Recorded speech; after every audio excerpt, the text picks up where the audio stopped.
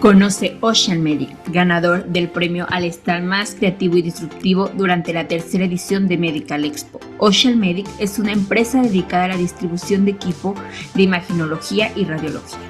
Nos vemos esta quinta edición los días 24, 25 y 26 de octubre en el World Trade Center, Ciudad de México.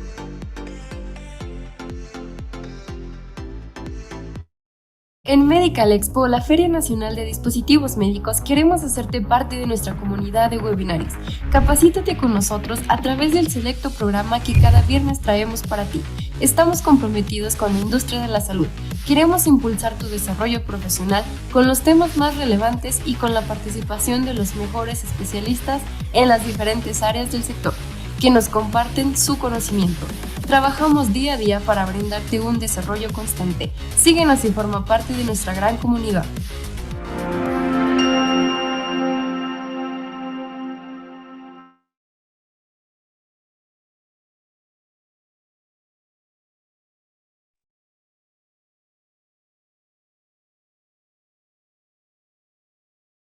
Hola, buen día a todos, estimada comunidad. Mi nombre es Farah Campos y el día de hoy les traemos un webinario como lo es cada viernes. El día de hoy tenemos dos webinarios, este y el de las 11:30 para que también se puedan unir con nosotros. Recordándoles también que ya estamos a 18 días del evento. La Medical Expo empieza ya en 18 días y estamos muy contentos de los registros que hemos tenido. Es necesario que se registren para obtener su cortesía gratis y sin costo para que puedan ingresar al evento y puedan tener acceso a todas las ponencias y a todos los expositores que estarán con nosotros. Recuerden que son los días 24, 25 y 26 de octubre de este año en el World Trade Center de Ciudad de México. El tema de las constancias, al final ya por terminar el webinario del día de hoy, les pasaremos el link para que si se registraron en el enlace puedan obtener su constancia, nada más ingresan sus datos y la pueden descargar sin ningún problema. Estará activa durante y después de que se mande el mensaje con el registro y pueden ingresar de manera propia a descargar su constancia. Ahora vamos a mencionar y presentar a la ponente del día de hoy. Nos acompaña la licenciada y maestra Cassandra Vázquez Cruz, licenciada en nutrición y maestra en nutrición clínica y educadora en diabetes. El tema de hoy es intervención nutricional en el paciente con cáncer gástrico. Le doy la palabra para que ella pueda darnos su ponencia y agradecemos su presencia el día de hoy. Hola, buenos días a todos. Muchísimas gracias por la invitación para presentar este webinario. El día de hoy pues vamos a hablar acerca de la intervención nutricional en el paciente que tiene cáncer gástrico y todas las preguntas son bienvenidas. Al final de la sesión pues vamos a tratar de darles respuesta a todas. Bueno, yo soy la nutrióloga Cassandra Vázquez, soy jefa de nutrición clínica en la unidad de oncología del Complejo Médico del Sur de Puebla. Prácticamente el abordaje que vamos a ver aquí pues es principalmente hablar de la enfermedad, pero sí nos vamos a enfocar mucho a lo que es la terapia nutricional. Entonces, bueno, me parece que ya se ve la pantalla. Vamos a empezar. Como introducción, pues el cáncer gástrico forma parte de las tumoraciones más frecuentes, es uno de los que más mortalidad tiene registrada y aunque aparentemente sí existe una posibilidad de cura, por eso es que viene entre comillas, pues en realidad la cura puede ser un poco complicada en llevar para un tratamiento nutricional, ya que el manejo es una gastrectomía con una linfadenectomía. El problema aquí radica en las gastrectomías, dependiendo de qué tipo de gastrectomía fue, pues es la consecuencia nutricional para los pacientes. Sin embargo, de acuerdo a lo que está documentado, el soporte perioperatorio, es decir, antes y después de una cirugía, va a mejorar la sobrevivencia de los pacientes.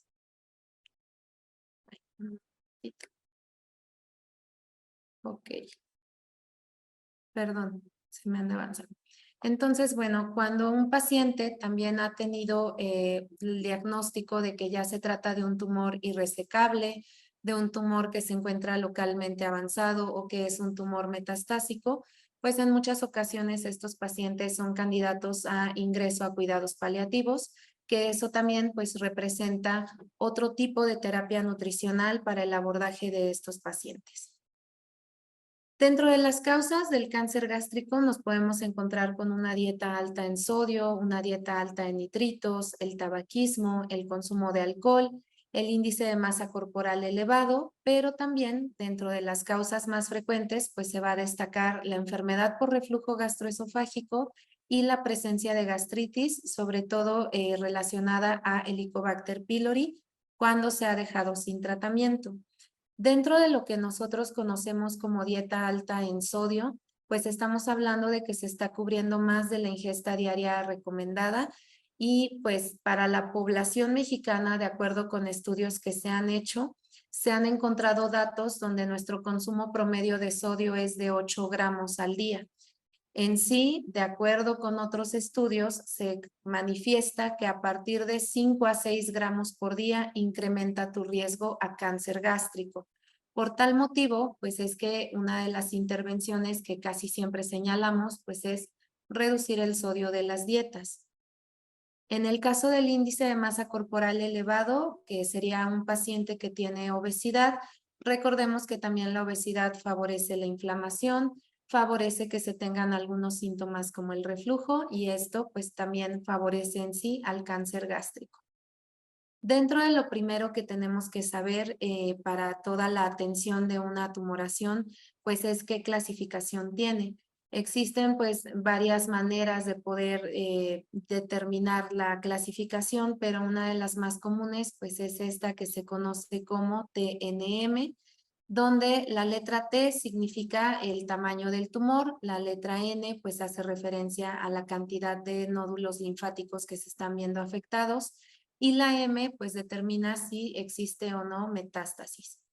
En este caso pues nosotros vamos a tener que conocer, yo sé que esta plática está dirigida para múltiples profesionales de la salud, pero en este caso en particular para el servicio de nutrición, pues tenemos que conocer la clasificación para poder saber qué tan afectada se va a ver la estructura, qué tan afectado se va a ver el proceso digestivo y pues en algún momento también absortivo.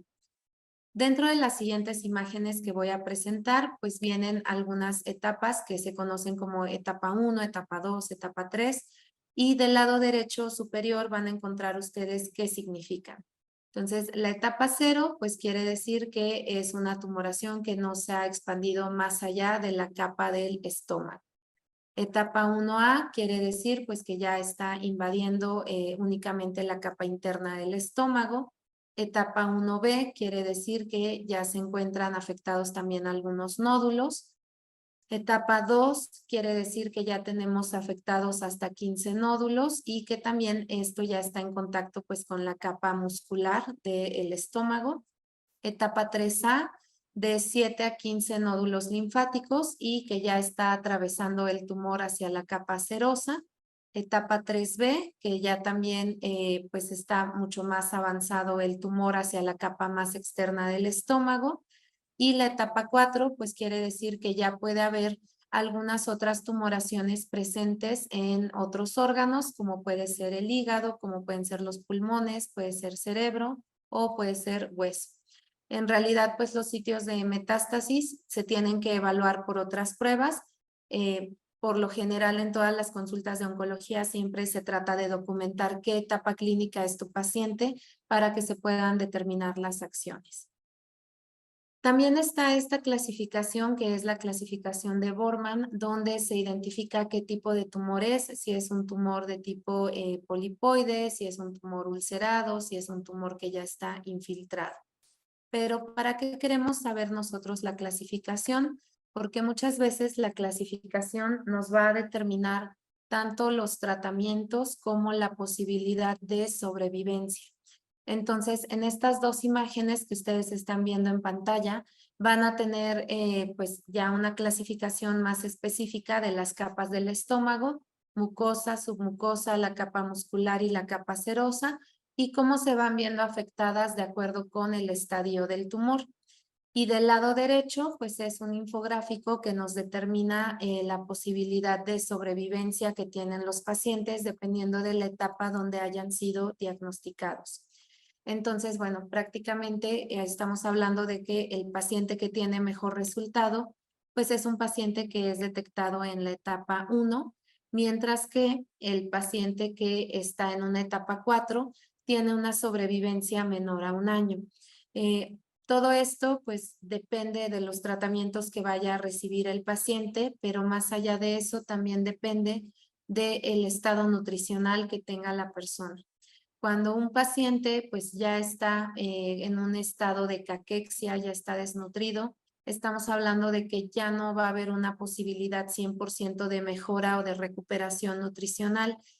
Si hay desnutrición, el impacto para todos los tratamientos se vuelve negativo y pues es por eso que las consultas en el servicio de nutrición forman parte de la prioridad en la atención.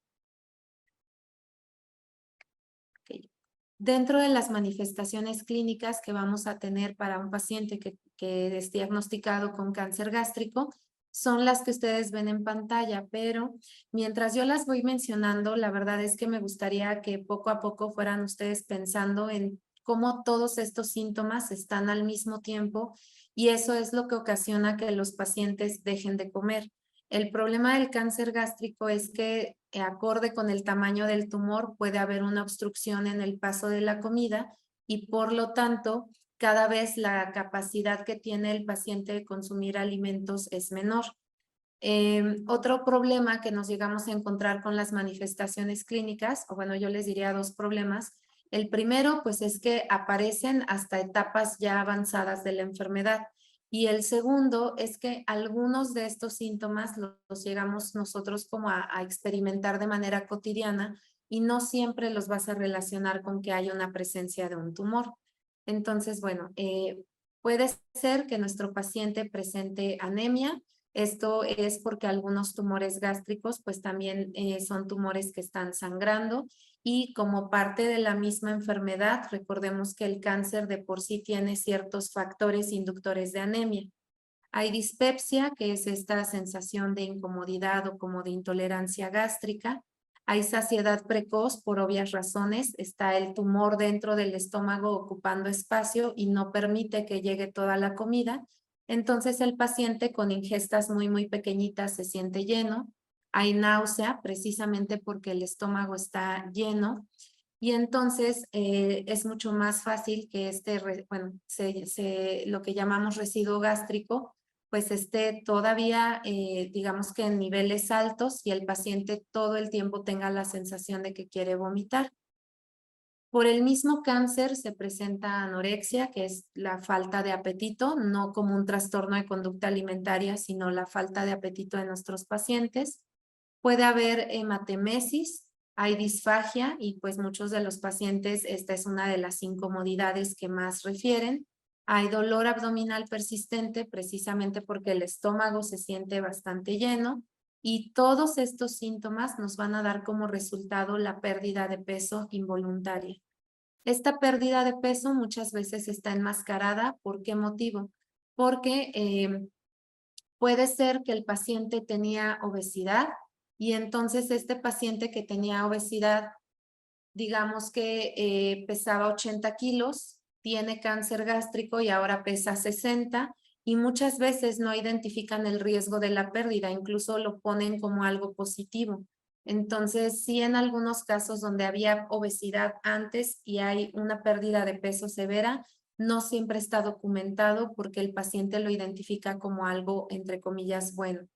Y bueno, en aquellos pacientes que ya estaban con un peso normal o con un peso bajo, pues la pérdida únicamente los lleva a la desnutrición.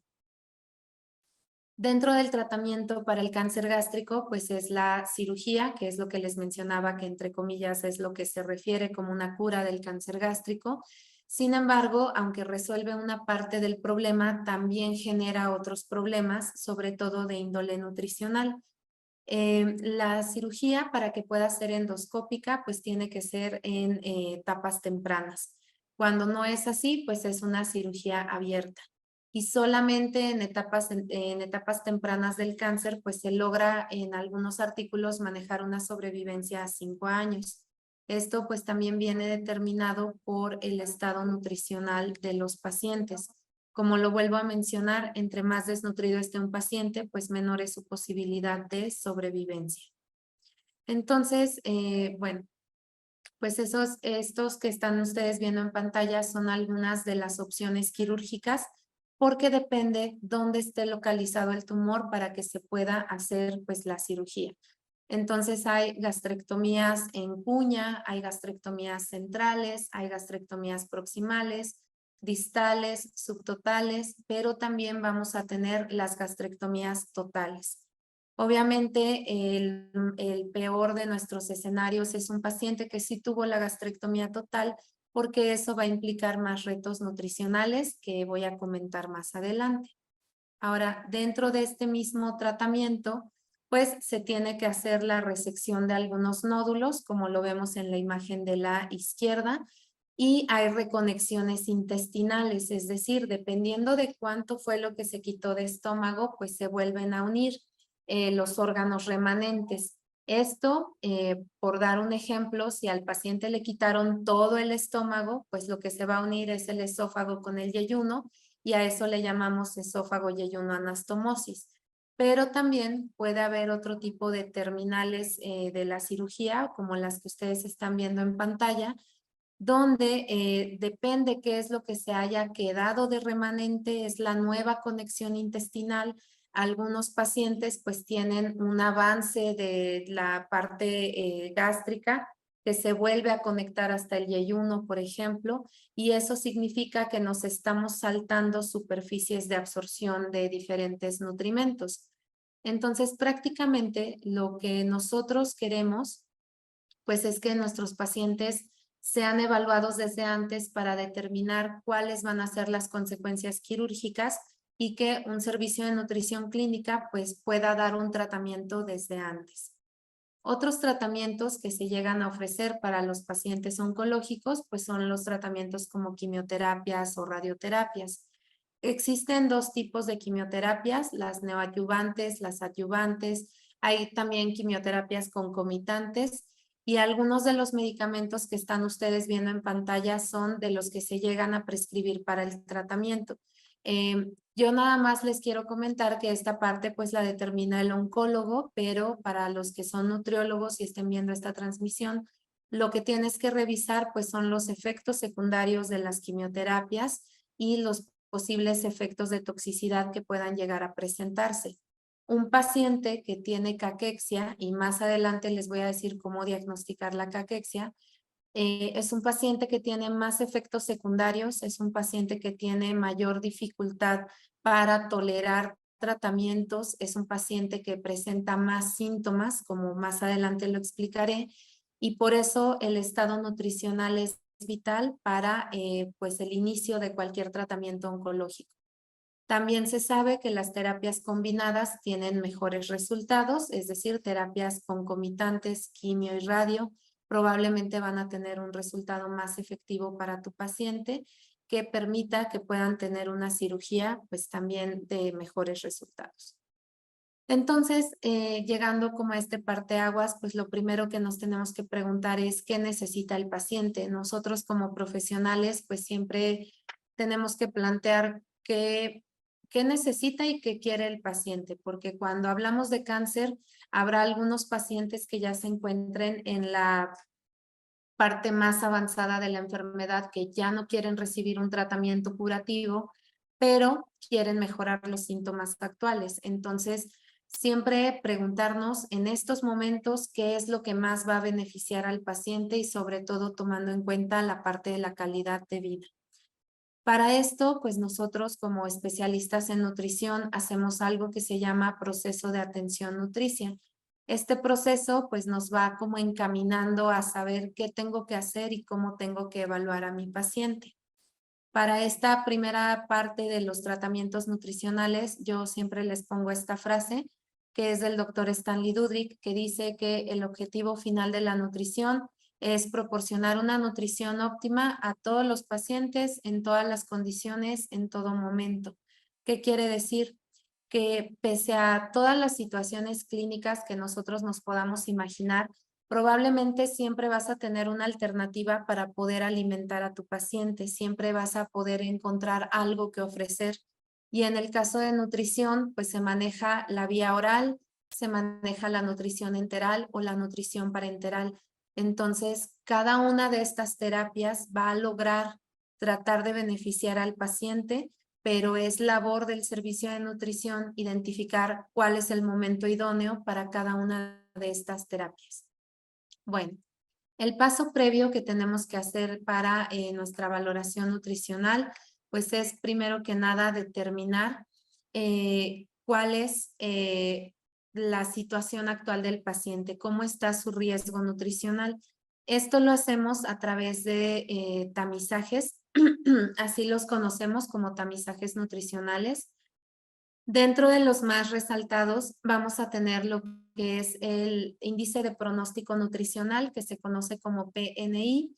Vamos a tener la escala pronóstica de Glasgow y algo que se llama CONUT, que es control nutricional. Estos tamizajes toman en cuenta diferentes laboratorios, por ejemplo, albúmina, linfocitos, proteína C reactiva, colesterol, que de manera combinada pues nos van a decir cómo se encuentra el paciente en riesgo, en términos de riesgo. Si aquí a lo mejor hay algunos asistentes que formen parte del servicio de cirugía, probablemente para ustedes uno de los valores más importantes es la albúmina, puesto que cuando un paciente ingresa a cirugía con una albúmina baja, pues se relaciona con más complicaciones postoperatorias, con más complicaciones infecciosas. Por eso es que se incluye. Entonces, aquí tengo un ejemplo de esta escala modificada de Glasgow, que es un tamizaje muy rápido. Ustedes lo pueden buscar en diferentes calculadoras médicas que ya están en internet o en las aplicaciones para tu celular. Y en este caso, la escala pronóstica de Glasgow lo que nos pide es verificar la proteína C reactiva y el nivel de albúmina. El peor de los escenarios para nuestros pacientes es que tengan una proteína C reactiva elevada con una albúmina baja, porque esto nos estaría indicando que hay una mayor inflamación en nuestro paciente. A mayor inflamación, peores resultados en términos de tratamientos oncológicos. También tenemos este otro tamizaje que se llama Malnutrition Screening Tool. Este tamizaje solamente consta de 2 preguntas a través de las cuales vamos a determinar si nuestro paciente se encuentra en riesgo.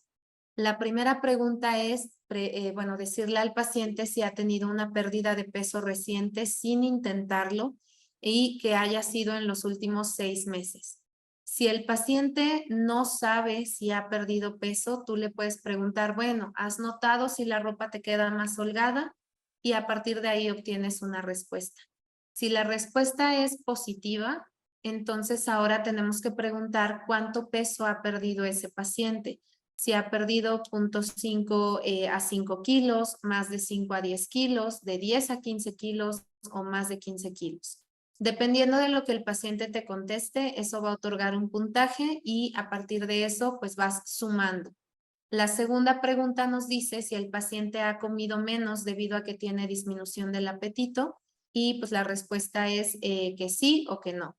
Si el puntaje de estas 2 preguntas te da más o igual a 2 puntos, quiere decir que tu paciente está en un riesgo de desnutrición y es necesario que lo puedas enviar a un servicio especializado para su atención.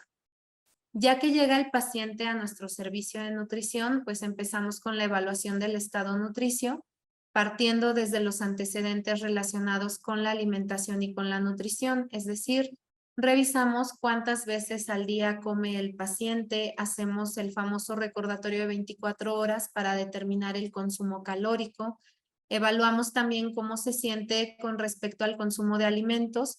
Hay muchos pacientes que por la sintomatología tienen mucho miedo de comer y también el estado de ánimo ante un diagnóstico oncológico siempre afecta el patrón de consumo.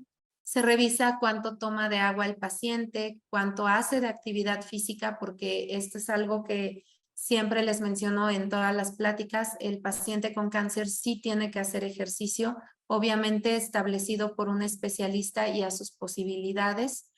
Tratamos de preguntar cuáles son los mitos que tiene con respecto a la alimentación, por ejemplo, si puede o no puede comer ciertos alimentos porque alguien le dijo que no los podía consumir. Y también hacemos una evaluación de la fuerza. Esto siempre lo hacemos con fuerza de empuñadura porque es la más fácil de tener en un consultorio. Revisamos también lo que son las medidas antropométricas. Digo, aquí yo solamente les estoy poniendo algunas. Obviamente la evaluación es un poco más completa, pero determinamos el peso habitual del paciente y el peso actual porque con eso vamos a calcular cuánto peso ha perdido. Revisamos la talla, tomamos algunos pliegues, probablemente los que más conocen son el pliegue bicipital y el pliegue tricipital, que son los de brazo. Circunferencias como la circunferencia del brazo, del muslo y de la pantorrilla que nos ayudan a determinar el músculo. Circunferencias de cintura, por ejemplo. Y con todo esto lo que vamos a obtener pues es la masa muscular y la grasa corporal de nuestros pacientes. Causas de pérdida de masa muscular, bueno, pues vamos a tener las que están relacionadas al cáncer y las que están relacionadas al tratamiento.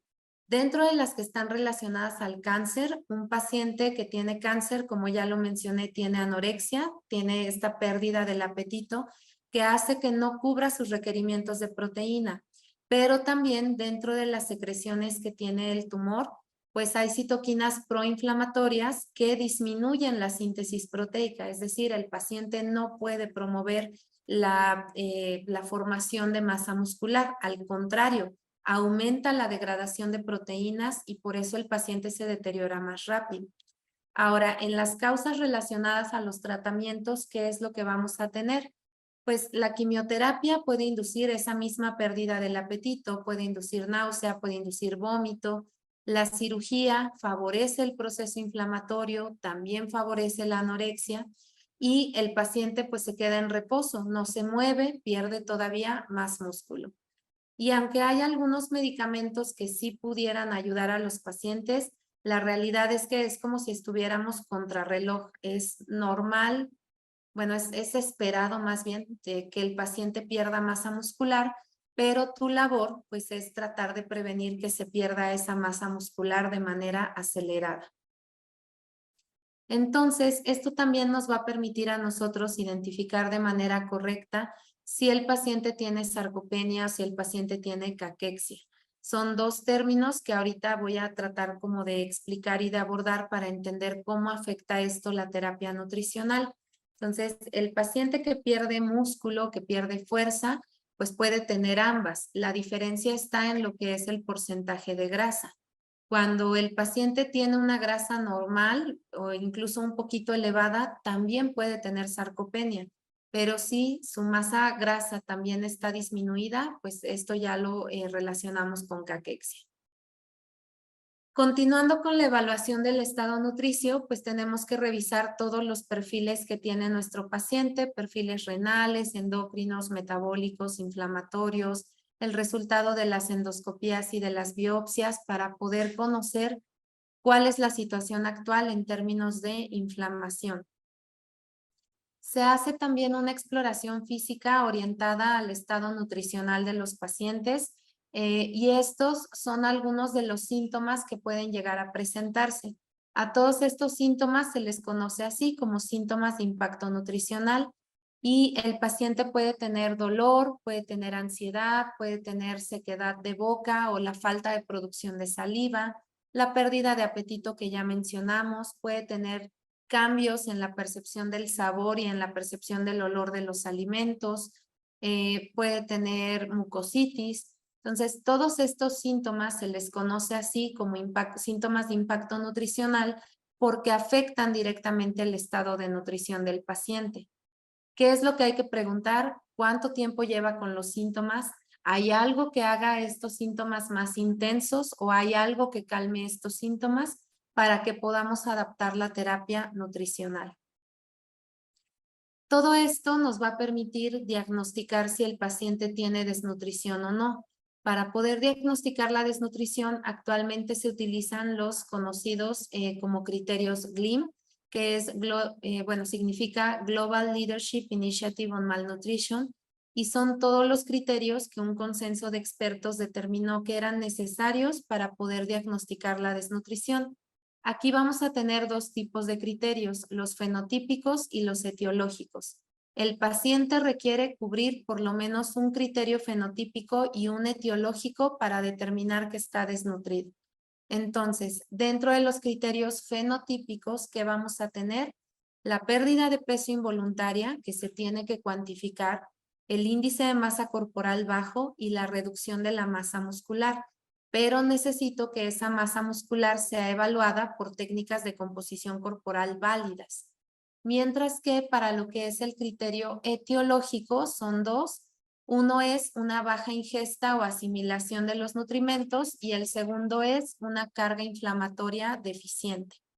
En este caso, una carga inflamatoria que puede ser crónica o puede ser aguda. La ingesta es la que puede ser deficiente. En este caso, pues por medio de la evaluación del consumo determinamos el porcentaje que tiene el paciente y si además de eso presenta alguna situación que afecte la absorción, como por ejemplo la diarrea, pues lo consideramos dentro de estos criterios etiológicos. Repito, 1 y 1 van a ser necesarios para diagnosticar desnutrición. Ahora, esta medición de la masa muscular pues tiene que ser a través de estos puntos de corte. Algunos de estos se obtienen a través de una impedancia. No todos tenemos acceso a las impedancias, entonces también hay ecuaciones de composición corporal que te van a permitir determinar cuánto tiene de músculo y cuánto tiene de grasa corporal. No es la manera más exacta, el gold estándar es hacerlo con métodos válidos, con impedancia, pero no siempre tenemos acceso a esto. Ahora, también se tiene o se busca definir, pues, qué es la sarcopenia en estos pacientes. Primero, pues, para los pacientes que les sospechaba sarcopenia, se aplicaba un cuestionario que se llama SARC-F. Si este cuestionario salía positivo, entonces ahora teníamos que medir la fuerza. Aquí espero que se alcance a ver mi cursor, pero bueno, estoy en esta parte, se mide la fuerza. Si la fuerza sale baja y esta fuerza medida por la empuñadura, significa que el paciente tiene una probable sarcopenia. Para poder confirmar, necesitaría medir la cantidad o la calidad de esa masa muscular y eso es a través de un DEXA, de una impedancia, y esto me podría dar el diagnóstico de sarcopenia. Después de eso, que yo ya confirmé que sí existe una sarcopenia, lo siguiente, pues, es determinar la severidad. Para esto se hacen pruebas de rendimiento y, pues, en caso de que estas pruebas de rendimiento salgan bajas, significa que el paciente tiene sarcopenia severa. Ahora, en este año, justamente varios investigadores de aquí de nuestro país desarrollaron una herramienta, pero es una herramienta para pacientes geriátricos. Yo se las recomiendo para esta población en particular porque es para la población para la que fue validada. Esta herramienta, pues es la que ustedes están viendo en pantalla, son todas estas preguntas donde tienen valoraciones tanto subjetivas como objetivas de la masa muscular, de la fuerza muscular, y son preguntas que podemos hacerles a los pacientes dentro de la misma consulta. Por ejemplo, el paciente ha tenido dificultad para subir escaleras, tiene fuerza para cargar algo pesado o no siente que tenga fuerza. Le hacemos una prueba de levantarlo de la silla 5 veces, le medimos la circunferencia de pantorrilla y bueno, pues dependiendo de los puntajes que ustedes tienen del lado derecho, se hace una sumatoria y si la sumatoria es mayor o igual a 3 puntos, se determina que el paciente tiene sarcopenia. Repito, esta es una escala diseñada pues por investigadores mexicanos, validada para pacientes geriátricos.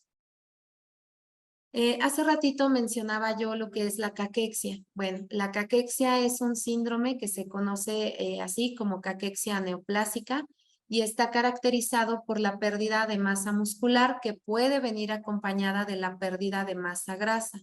No es reversible en el 100% de los casos. Puedes mejorarla con el soporte nutricional, pero puede ser que el paciente pues progrese a otro tipo de caquexia.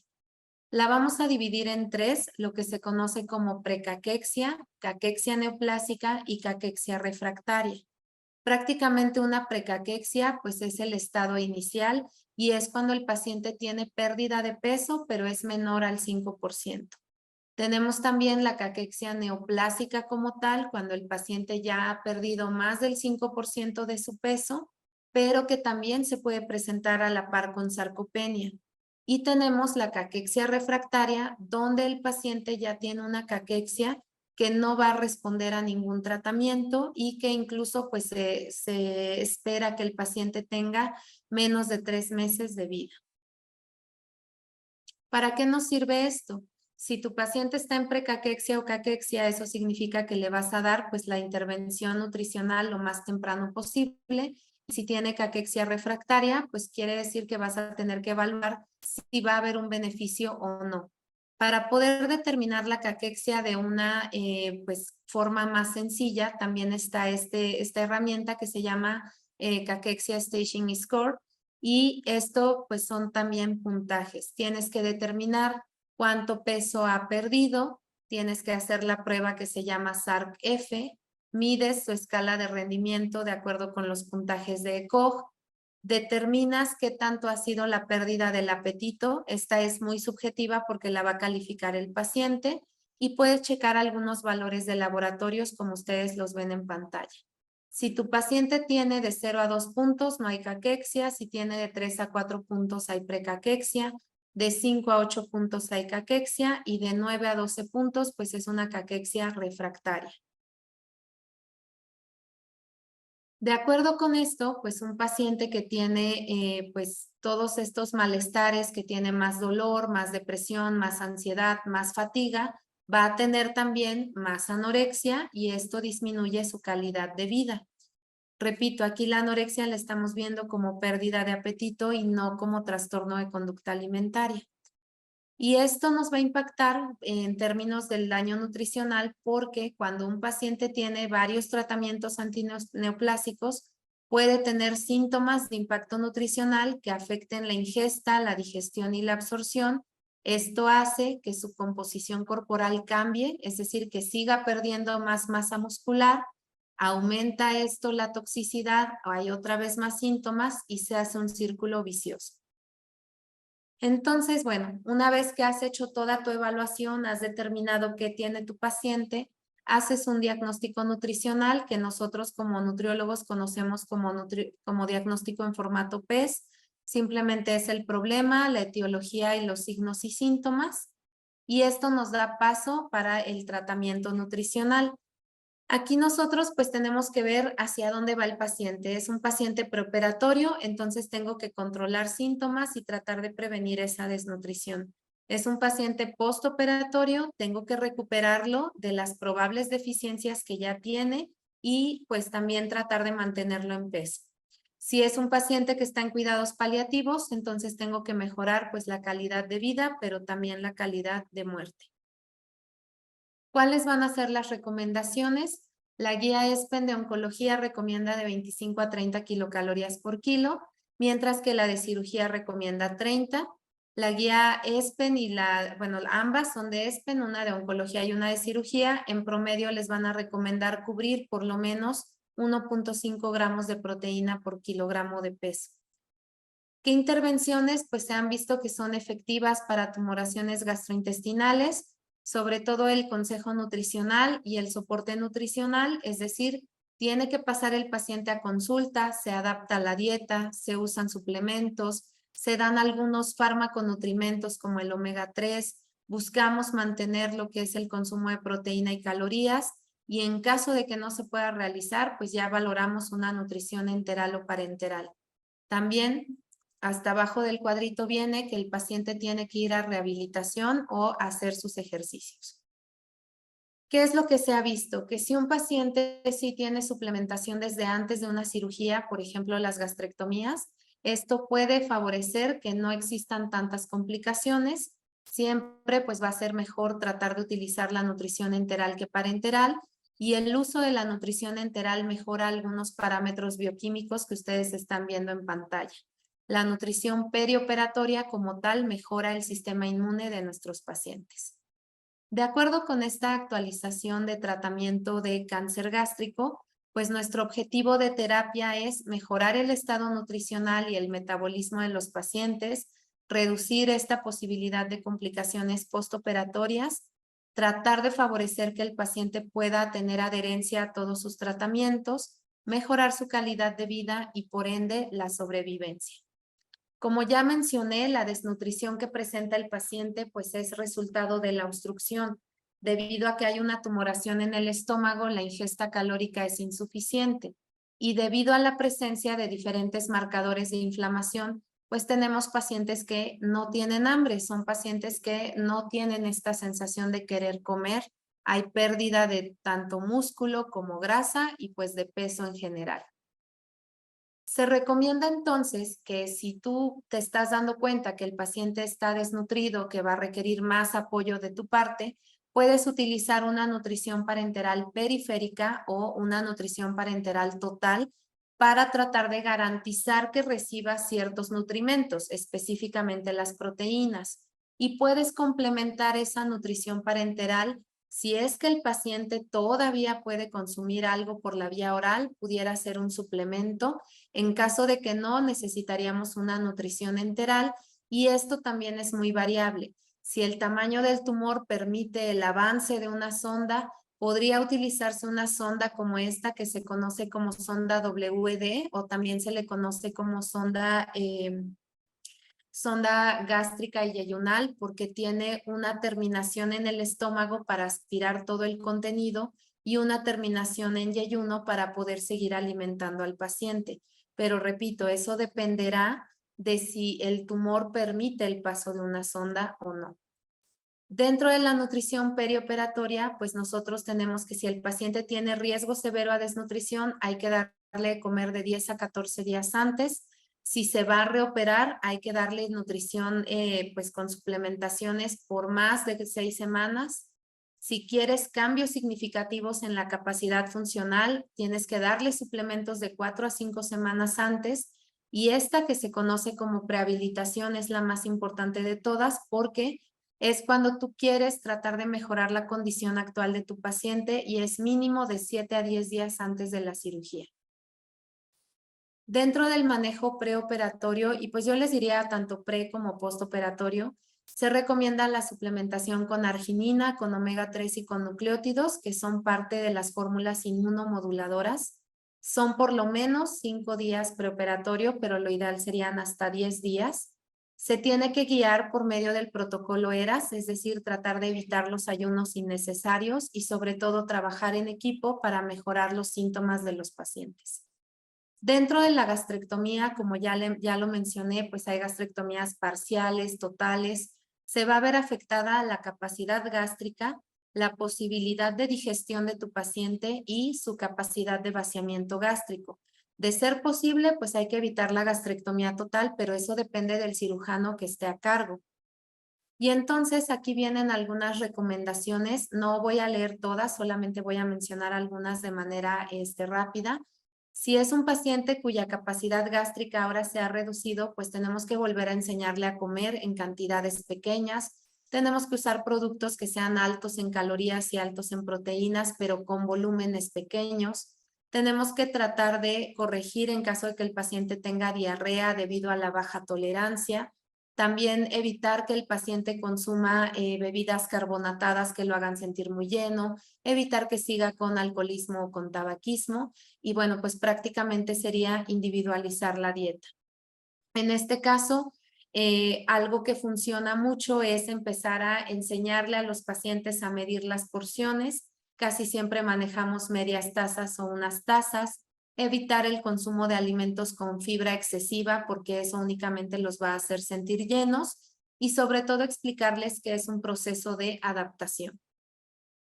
Ya postoperatorio, pues se recomienda que después de una gastrectomía, depende de la guía que ustedes revisen, pueden empezar al día siguiente a ofrecer algunos líquidos que pueden ser a base de suplementos, pero hay que vigilar la osmolaridad de esos suplementos porque a veces les puede ocasionar diarrea a los pacientes.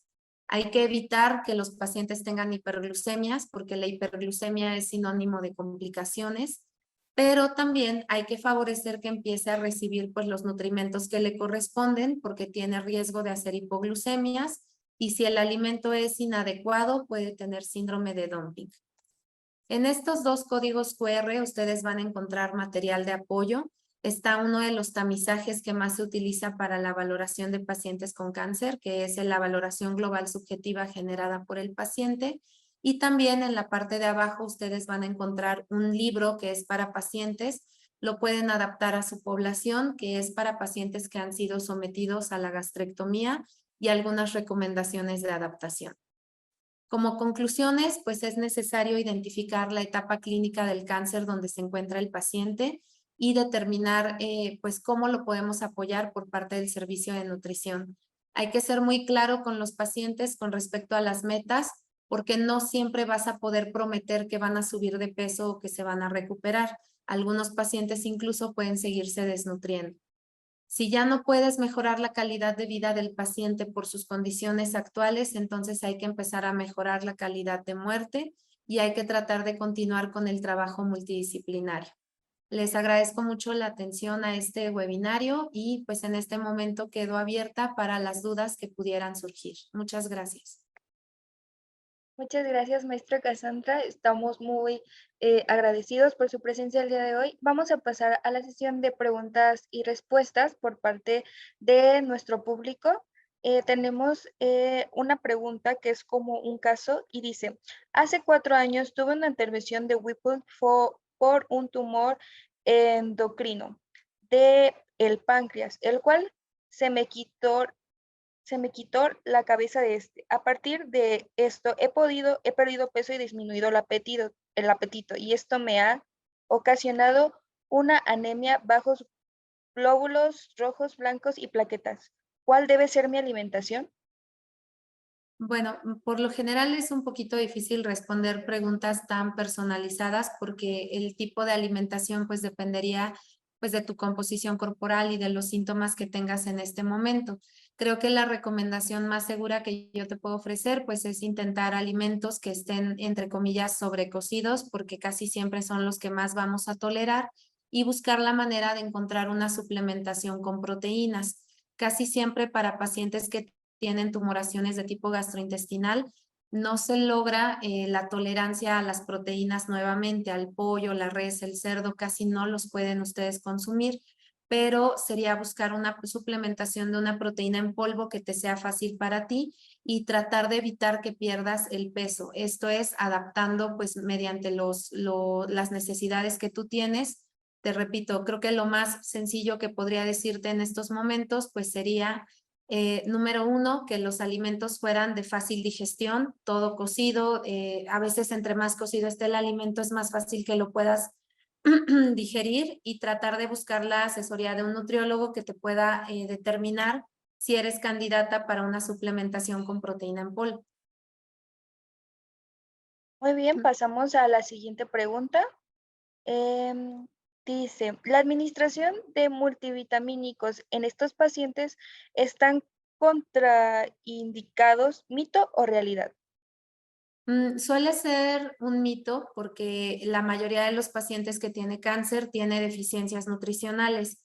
Es que vamos a decir que es mito y realidad. Multivitamínicos como tal, de preferencia no se dan porque la mayoría de las guías del servicio de nutrición te establecen que tienes que valorar cuál es la deficiencia y suplementar esa deficiencia en particular. Es decir, si ya con tu evaluación determinas que el paciente tiene deficiencia de vitamina D, esa es la única que tienes que suplementar. No favorecemos mucho los multivitamínicos, pero es porque son inespecíficos, no porque den más cáncer o porque el tumor se haga más grande. Y pues recuerden que la mayoría de los pacientes viene de comer mal, viene de traer un proceso inflamatorio, entonces tienen déficit de algunas vitaminas y minerales. Muy bien, muchas gracias. Tenemos otra pregunta. Eh, La dieta rica en omega 3 y los suplementos alimenticios tipo Ensure o Bots con altos contenidos en proteínas y en qué momento decide iniciar con nutrición enteral. Bueno, la dieta alta en omega 3 sí se puede hacer por medio de la vía oral, pero es poco probable que alcancemos el requerimiento debido a que los alimentos que ofrecen omega 3 no forman parte de nuestra dieta pues habitual. Por eso se sugiere el uso de suplementos. Pueden ser a través de jarabes o pueden ser a través de fórmulas que ya contengan el omega 3.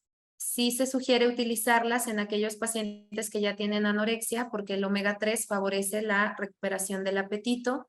¿Y en qué momento determinamos la nutrición enteral? Cuando el paciente ya no cubre sus requerimientos debido a que la obstrucción ha sido pues mayor. En ese caso se puede valorar el uso de una yeyunostomía, pero dependemos mucho de las terapias médicas. Si el paciente va a ser intervenido quirúrgicamente, pues de manera, pues digamos que pronta, puede ser que puedas empezar con la parenteral y pues esperar la cirugía. Pero si el paciente pues ya no va a ser candidato a una cirugía, entonces tenemos que saltarnos el estómago y darle de comer a través de una sonda, que por lo general es la yeyunostomía, pero la principal indicación pues es el bajo consumo del paciente. Muy bien, muchas gracias. Tenemos una última pregunta y dice, ¿multivitamínicos están indicados como apoyo a la alimentación? Como mencionaba hace ratito, pues realmente como apoyo a la alimentación, un multivitamínico no, sino más bien la vitamina en específico de la cual el paciente tenga deficiencia. Por darles el ejemplo más común, cuando un paciente con cáncer gástrico ya no está cubriendo sus requerimientos, suele tener deficiencia de vitamina B12, suele tener deficiencia de zinc, entonces pudieran ser estas las opciones a suplementar. Y para el paciente que ya le quitaron el estómago o una parte del estómago, también malabsorbe vitamina B12, por lo tanto tendríamos nosotros que tratar de corregir. El multivitamínico estándar, por lo general, no se da, sino que buscamos el específico para el paciente. Ahora, cuando ya se trata de un paciente pues que está ya en recuperación, que ya se operó y todo, creo que no habría mayor problema en la contraindicación en la indicación de un multivitamínico. Muy bien, nos llegó otra pregunta y dice, en un paciente con cáncer gástrico, ¿está contraindicada una dieta vegana o vegetariana? No están contraindicadas, pero en realidad a veces hay que plantearnos pues cuál sería como el beneficio y cuál sería el riesgo. El beneficio de una dieta vegetariana, si es a lo mejor todos los alimentos en crudo, probablemente le van a dar más saciedad al paciente y pues si ya tenemos un problema de saciedad precoz, puede ser que no logre comer. Si es todo cocido, puede ser que tenga un poquito de mejor tolerancia. Si este paciente, por ejemplo, está a nivel hospitalario y ya tiene deficiencias nutricionales severas, pues creo que la dieta vegana, si no se suplementa bien o si no está bien calculada, podría llevarnos a deficiencia. Entonces, no está contraindicada como tal, depende mucho también de las preferencias del paciente, pero sí se tiene que adaptar a las necesidades de cada persona. Muy bien, muchísimas gracias. Em, ya no tenemos otra pregunta. Tenemos algunos minutos por si quieren dejar alguna otra pregunta. Mientras leeremos algunos agradecimientos. La mayoría dice que agradece mucho la ponencia, excelente ponencia, gracias por la información, dice la maestra Samantha Sánchez. Em, Yadira nos menciona, excelente ponencia, un tema súper interesante. Rocío Bravo menciona, muchas gracias, excelente tema, súper interesante. Tenemos muchos agradecimientos, ya no alcanzamos a leerlos todos, pero la mayoría de nuestro público está muy contento de tener hoy aquí a la nutrióloga Cassandra. Agradecemos su participación el día de hoy. Recuerden que Medical Expo ya está por comenzar, estamos a 18 días, los días 24, 25 y 26 de octubre en el World Trade Center. Pueden registrarse y obtener su cortesía de acceso completamente gratis, sin costo, y pueden ingresar a las ponencias y a todo el programa académico que tenemos para ustedes. Si ya no hay otra pregunta, también ya mandamos el link de la constancia para que puedan obtenerla. Si se registraron al link del webinario, automáticamente la pueden ingresar y ingresan sus datos y obtienen su constancia.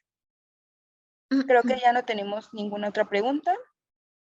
Ok, perfecto. Dice Ceci que cómo puede entrar a la página de Medical Expo. Puedes ingresar en tu buscador a Medical Expo o te dejamos aquí la liga de registro o también para que te registres para ir a Medical Expo o para que puedas registrarte a la base de datos de webinarios para obtener tu constancia. Muy bien. Gracias, excelente tema, nos menciona Adriana. Muy bien, nos despedimos el día de hoy agradeciendo la participación de la maestra en nutrición Cassandra Pamela Vázquez Cruz. Aquí deja su contacto por si quieren contactarla ya una asesoría personalizada. Y nos vemos a las 11:30 y el próximo viernes para más webinarios de la salud. Muchas gracias. Gracias a ustedes. Hasta luego.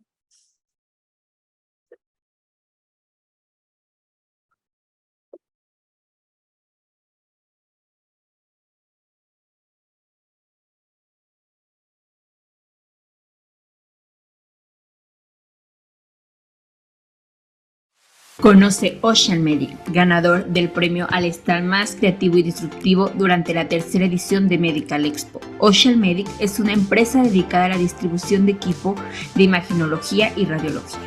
Nos vemos esta quinta edición en los días 24, 25 y 26 de octubre en el World Trade Center, Ciudad de México.